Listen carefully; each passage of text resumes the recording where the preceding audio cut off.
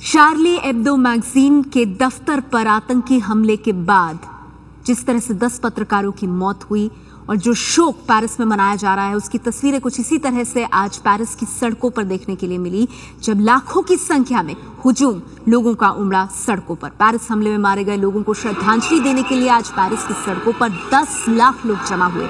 कई देशों के प्रमुखों के साथ ही दुनिया के करीब 40 देशों के प्रतिनिधि पेरिस पहुंचे थे। बुधवार को हुए आतंकी हमले में 10 पत्रकारों सहित 12 लोगों की हत्या हुई थी। 2 दिन बाद सुरक्षा बलों ने दोनों हमलावरों को मार गिराया था।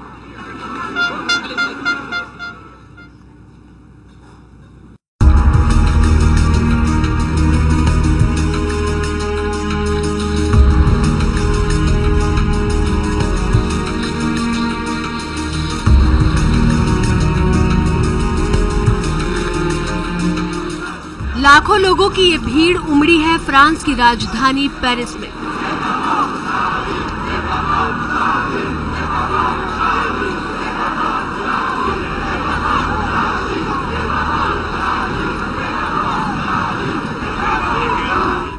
बुधवार को हुए आतंकी हमले के विरोध में सड़क पर उतरे इन लाखों लोगों में दुनिया के कई देशों के प्रमुख और बड़े नेता भी शामिल हैं।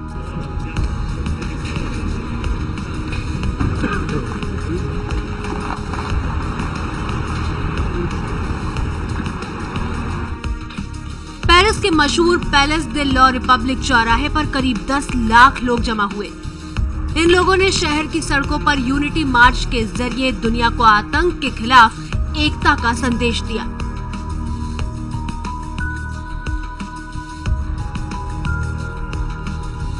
फ्रांस के कदम से कदम मिलाकर चलने वालों में सिर्फ यूरोप ही नहीं बल्कि दुनिया के कई देशों के हुक्मरान भी थे।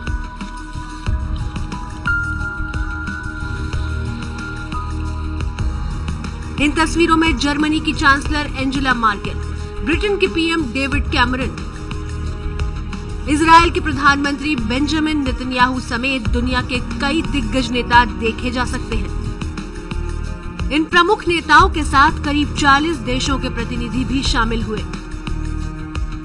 मार्च में शामिल होने पहुंचे लोगों की इन तस्वीरों को देखिए, जिसको जहां जगह मिली वहीं खड़ा है। यूनिटी मार्च को देखते हुए पेरिस की सड़कों पर सुरक्षा के कड़े इंतजाम किए गए हैं। पूरे फ्रांस में अलर्ट जारी है। पेरिस की सड़कों पर 5000 से ज्यादा सुरक्षा कर्मियों को तैनात किया गया ताकि शांति से शहर में जुलूस निकल सके।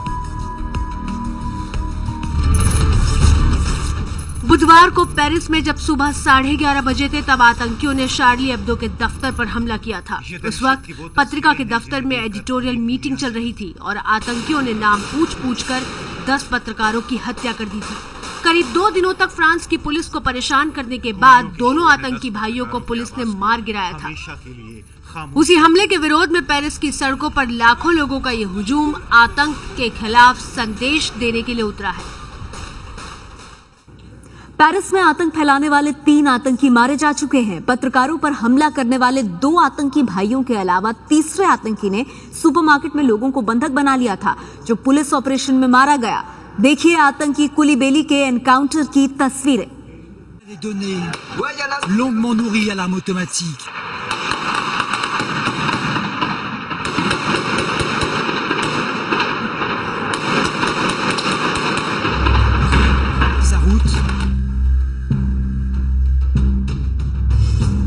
ये एक आतंकी के एनकाउंटर की तस्वीरें हैं। गोलियों की गूंज तो पेरिस में 54 घंटों तक सुनाई देती रही, लेकिन पेरिस में पसरी 54 घंटों की दहशत का दी एंड इस एनकाउंटर के बाद ही मुमकिन हो पाया। पुलिस की गोलियों से मारा गया यह आतंकी 32 साल का एमिडी कुलीबेली है, जिसने पूर्वी पेरिस के पोर्ट डे वांसेन इलाके के सुपरमार्केट में लोगों को बंधक बना रखा था। सुपरमार्केट में हाइपर कैचर नाम की ग्रोसरी की दुकान में कुलीबेली बंधकों के साथ मौजूद था। पुलिस बंधकों को छोड़ने के लिए कह रही थी, लेकिन कुलीबेली ने शर्त रखी थी कि जब तक शार्ली एब्दो पत्रकारों को मारने वाले आतंकी भाइयों को नहीं छोड़ा जाता, वो बंधकों को रिहा नहीं करेगा। Longuement nourri à l'arme automatique.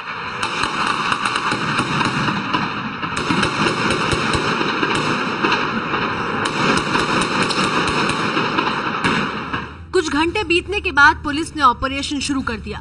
दुकान को चारों तरफ से घेरा जा चुका था। पुलिस दुकान के दरवाजे तक पहुंची और दरवाजे को खोला। दरवाजा खुलते ही पुलिस ने फायरिंग शुरू कर दी थी।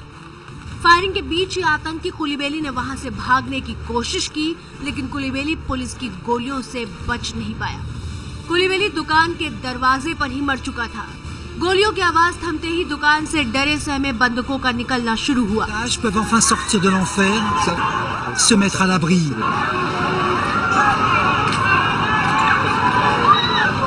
Un policier blessé. कुलीबेली के साथ ग्रोसरी दुकान में मौजूद 4 बंधक मारे गए थे, लेकिन अगर दुकान के असिस्टेंट लसाना बैथली ने बहादुरी न दिखाई होती तो शायद और निर्दोष लोग भी मारे जाते। दुकान में मौजूद बेथली ने जैसे ही डरे हुए लोगों को भागते हुए देखा तो उसने फ्रीजर का दरवाजा खोल दिया। उसने इससे पहले फ्रीजर और लाइट दोनों बंद कर रखी थी। उसने फ्रीजर का दरवाजा खोला, उसमें लोगों को बैठाया और फिर दरवाजा बाहर से बंद कर दिया। इसके बाद बेथली उस लिफ्ट से भागा जो सामान लाने और ले जाने के काम में आया करती थी। बाहर आकर बेथली ने पुलिस को आतंकियों की लोकेशन के बारे में जानकारी दी और साथ ही साथ ये भी बताया कि फ्रिज में कितने लोग मौजूद हैं। Les gens qui sont avec moi, avec un bébé de 2 mois, comme ça, 2 ans plutôt. Quand j'ai été à la chambre, je l'ai mis dedans, j'ai fermé la porte.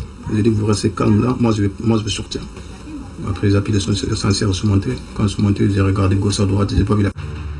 अफ्रीकी मूल के 24 साल के मुस्लिम युवक बैथली ने अपनी बहादुरी से दुनिया को संदेश दिया है कि धर्म से बड़ी इंसानियत होती है। फ्रांस की राजधानी पेरिस में आतंकी हमले के पीछे मकसद सिर्फ आतंक फैलाना नहीं था, बल्कि एक सोची समझी रणनीति थी। आतंकी संगठन की रणनीति का असर अब फ्रांस में मुस्लिम समुदाय पर नस्लीय हमले के रूप में नजर आने लगा है। ये तस्वीरें हैं फ्रांस की राजधानी पेरिस की। शार्ली एब्दो के दफ्तर पर आतंकी हमले के 4 दिन बाद लाखों की तादाद में लोग पत्रकारों को श्रद्धांजलि देने के लिए जुटे हैं। फ्रांस की राजधानी पेरिस में 3 आतंकियों ने 54 घंटों तक कोहराम मचाया था और अलग अलग वारदातों में 17 लोगों की जान ले ली थी। आतंकी हमले के पीछे आतंकियों का जो मकसद था, उसका असर अब धीरे धीरे फ्रांस में दिखने लगा है।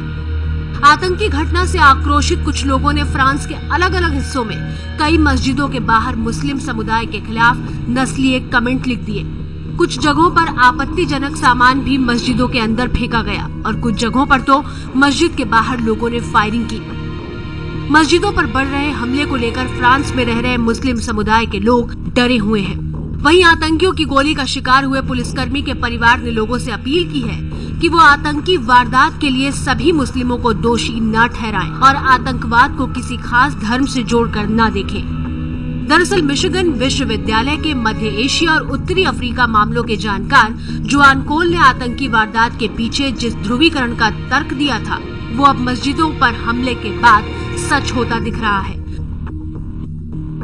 जुआन कोल के मुताबिक फ्रांस की 6 करोड़ 60 लाख की आबादी में करीब 50 लाख से ज्यादा मुस्लिम हैं, लेकिन उनमें से करीब 20 लाख मुस्लिम ही अपने धर्म को लेकर संजीदा हैं। पेरिस में ज्यादातर मुस्लिम युवक आधुनिक सोच विचार वाले हैं, पढ़े लिखे हैं और फ्रांस के प्रति वफादार माने जाते हैं और यही बात अल-कायदा और आईएस को सबसे ज्यादा खटकती रही है। जानकारों के मुताबिक पेरिस में आतंकी हमले के पीछे एक खास मकसद है।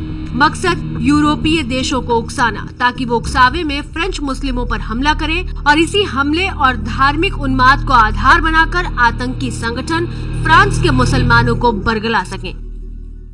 पुरानी इनकी तरकीब रही है कि वो किसी भी सूरत से ध्रुवीकरण करें। इनका काम ये होता है, जहाँ भी जाते हैं इनकी टैक्टिक्स जो होती है मिलिटेंट ऑर्गेनाइजेशंस की, वो ये होती है कि फितना और फसाद फैला दो। यानी मुस्लिम सिंपैथी भी, एक बहुत बड़े सेक्शन की सिंपैथी भी उनको मिलती हुई नजर आ रही थी। ये सब सोच के इन्होंने काफी प्लानिंग के तहत, मैं समझता हूँ, वहाँ पे ये अटैक किया है।